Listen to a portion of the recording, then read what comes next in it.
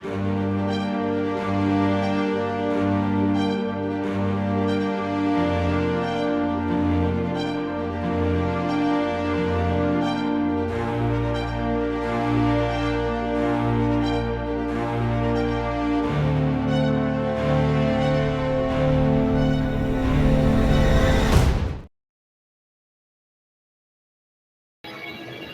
the doom report. I just had this idea we could do the sunshine report, and I can put it on Facebook, but I have some good news, so-called good news in the news today. I'll report on.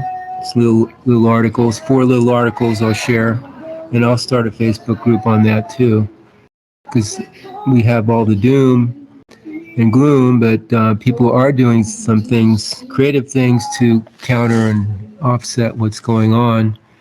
This first report is hydrologist Pal Pauer, again, the primary water news here.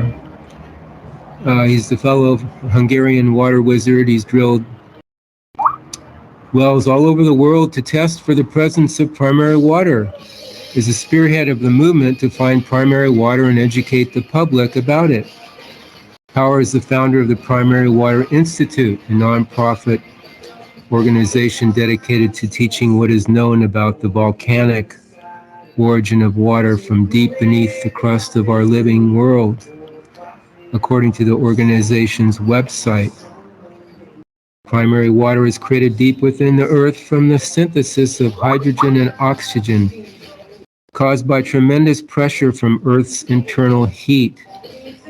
According to the PWI website, the water is forced upward through the rock fissures, the weakest areas of the Earth's crust, in the form of vapor, which cools into liquid form. This water can be harvested and used via drilling. Pauer asserts that the entire Indian Wells Valley, which is, I don't know how close it is to you, Jeremy, but it's south of, I guess it's to Tehachapi Mountains here, more towards Southern California. Indian Wells has the characteristics needed to produce primary water. This is from the Indian Wells newspaper. You have to have volcanics to have primary water, he said.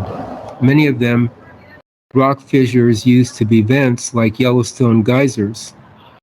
There is a tremendous amount of water is expelled into the atmosphere on a regular basis. 2/3 of hot springs originate down below. Those are excellent sites. All those volcanics are fantastic as far as prospects for water. He talks about the Paul Pauer cited a little take going on 395, Highway 395 north. That's eastern, nice highway on the eastern side of the Sierras in California. There's a lot of primary water there, and especially along the Garlock Fault, which is a fault off the San Andreas Fault. He says the Garlock Fault is a geological phenomenon, saying there are no comparable places, not in grandeur and not in influence, in the world in terms of prospects for accessing primary water.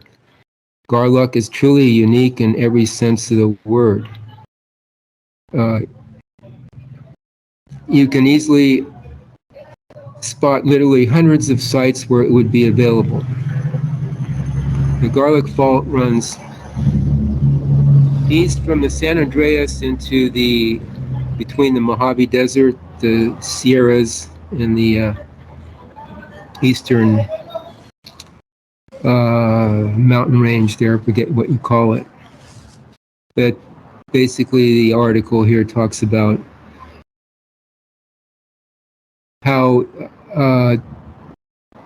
to find primary water, and it's basically in volcanic areas. So here in Mexico, where there's a lot of volcanic area, it should be available. So that's good news for us here as we drill in the near future.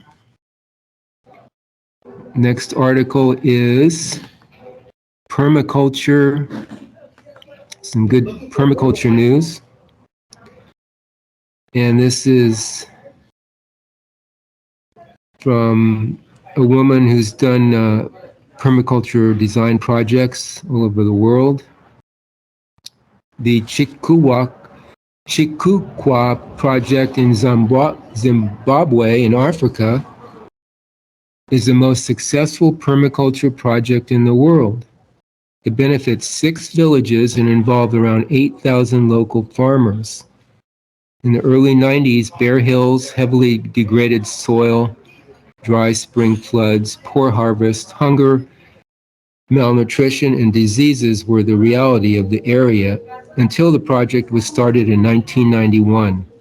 Over 20 years later, through locally controlled and initiated programs for permaculture training, conflict resolution, women's empowerment, primary education, and HIV management, they have turned into a healthy and strong community where food is abundant and the landscape a beautiful, vast green field. The benefits of permaculture garden at a school level are not less significant. I've been living and traveling around developing countries for almost a year and a half and volunteering in poor communities and rural areas. I've witnessed how climate change is affecting local farmers and communities. Furthermore, I've been working and researching on nutrition and sustainable agriculture. One of the main findings of our baseline survey in Tanzania was that 71% of local people thought that fruits and vegetables have no benefits for human health. I wonder where they got that idea. Although the most shocking part for me, either in Africa or Latin America, was that it is easier to find industrial products such as wrapped chocolate biscuits, chips, or Coca-Cola than fruit or vegetables, even in villages in the middle of nowhere. This situation has 2 main terrible consequences. Firstly, the malnutrition of the kids, and secondly, the people and the pollution to the environment by huge amounts of packaging items such as wraps and plastic bottles. Now here in Mexico, I'd say the national food here is Coca-Cola and potato chips as a primary diet here for many of the locals. So just something they've been somehow marketed to, or whatever is available here, and somehow they've marketed and had it available to people even in rural communities. So, and these products are, tasty to the palate, easily accessible, sometimes cheaper than growing vegetables, at least marketed to. So these people are consuming these products. Next article is Revenge of the Silent Vaccinated Majority. Now, this is a professional athletes. This is a baseball player here in the United States. Professional athletes are used to getting booed by fans on occasion. It could be the reaction to a missed catch, a championship-killing baseball between the legs, or maybe the player defected to a rival team and left some hurt feelings. But in the case of Buffalo Bills player Cole Beasley, the unheard of boos from hometown fans had nothing to do with his performance on the field. Beasley's not vaccinated against COVID, and he's been very social about it on social media, saying he doesn't need the shot and doesn't think it's anyone's place to mandate it for him or anyone else. Only place I get booed is at our home stadium. Then some of the same people want me to take pictures and sign autographs. I thought Bills fans were the best in the world. Where'd they go? If the vaccine works, then why do vax people need to be protected from unvaxxed? Beasley complained on Twitter, adding that fans right behind the bench yelling at me to get vaccinated and talking SHIT. But The 32-year-old wide receiver offered to buy tickets to away games for Bills fans who themselves refuse to get vaccinated and thus can't go to games at Highmark Stadium, where a vaccine mandate is in place for attendees. Yeah, this player here, professional player, is buying tickets for the fans to enter other stadiums that don't require vaccines as an offset to what's going on. And I thought it was something clever and kind of creative that he's doing. The last piece here is from Oroville, which is a small community in Northern California. And this is from the little paper there. The hottest topic at the Oroville City Council meeting Tuesday, this is last Tuesday, was whether or not to make Oroville a constitutional republic city. At least 10 members of the community addressed the council during public comment in support of the resolution, making impassioned plea to pass the agenda item. Most were unhappy with government policies such as the COVID-19 mask mandate and believed that people as citizens have rights under the U.S. Constitution to make their own decisions about their health. In a constitutional republic, executive, legislative, and judicial powers are separated into distinct branches, and the will of the majority of the population is modified by protections for individual rights so that no individual or group has absolute power. There is a difference between a constitutional republic and a democracy. A democracy is run by people, and republic is run by the laws of the Constitution. Mayor Chuck Reynolds said that a republic is what the city is under. People and representatives make decisions for the community. We are living under a constitutional republic, he said. Basically, decision, I think it was 6-1, they determined that the city is a sanctuary city, you could say, constitutional republic. Supposedly it's the first city in the United States that has done this, claiming that, or at least establishing a precedent, establishing a situation where people have rights, to do and not to be interfered with. So we'll see where this goes.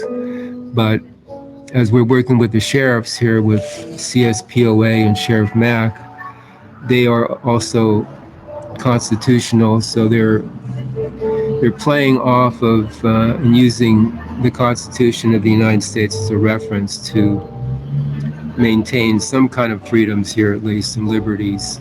So these people in Oroville, Northern California, have taken the step to claim or reclaim some of their freedoms here. So I thought it was interesting to share that because, again, this is a Sunshine News report, and I'll be doing more of this. Maybe every week I'll do some of this. Talk about what people are doing in a creative and clever way to offset what's going on here with the situation we have to deal with in the world. Yeah, that's a good your little report there. That's really excellent, all that stuff. And again, to create a Facebook group with that report and let people know what's going on. I will, and it seems like the Northern California is with the state of Jefferson, they're trying to secede because they want more freedoms, and Dane Wigington, Deborah Tavares, and the people are being hit up there quite hard with the drought and the DEW and the fires and all that. So they're taking a stand, and it's nice to see people doing something positive, you could say, or doing something to offset what's going on. Yes. That's great. Yeah, all those little things add up. So all we can do is just, kind of chip away at this nonsense like Sheriff Mack. And like we talked about, Val, Sheriff Mack is one of the best references for people because he's into everything now, giving out all the information that's going on. And he's very upfront about the DC corporation that is ruining people's lives. And so no one needs to take that anymore. So the Constitution is a good reference, and Sheriff Mack and the constitutional sheriffs, at least people are getting together to have some kind of, wake up about this and stop taking the beating and nonsense and going through this. And the vaccines, again, it's choice. People want to take them, fine, but a lot of people don't. So again, it's a great reference, and we watch Sheriff Mack all the time and others, and the Health Ranger, etc., and all these references. But the best I see right now is Sheriff Mack, because people understand sheriffs. They understand there's the law, etc. But it's a new view to where the people have the rights, because the people vote in the sheriffs, and the sheriffs can push back the feds for now until they get really nasty and send in the military or whatever. But it's something for people to be aware of. Yes, and again, making Facebook groups. I'm doing this all the time too, just putting it out there. It documents it. Somebody will see it. If one person sees it, it's part of it. So yeah, like Jeremy's experiences and others and Kevin's, etc. We're doing a whole lot. Yes, thank you, Val.